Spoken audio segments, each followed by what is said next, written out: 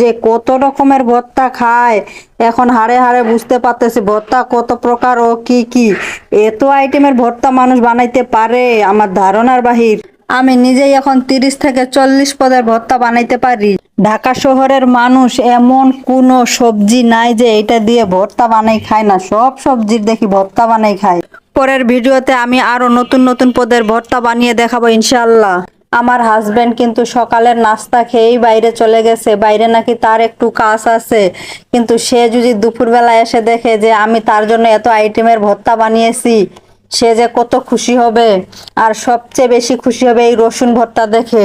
রসুন ভর্তা তার অনেক পছন্দের। শুধু রসুন ভর্তা না, সে সব পদের ভর্তাই পছন্দ করে, কিন্তু রসুন ভর্তাটা একটু বেশি পছন্দ করে। আর বাদাম ভর্তা, বাদাম ভর্তা আমার বড় মেয়ের অনেক পছন্দ। সে যদি দেখে যে বাদাম ভর্তা বানাইছি, সে ভাত হওয়ার আগেই সব বাদাম ভর্তা এমনি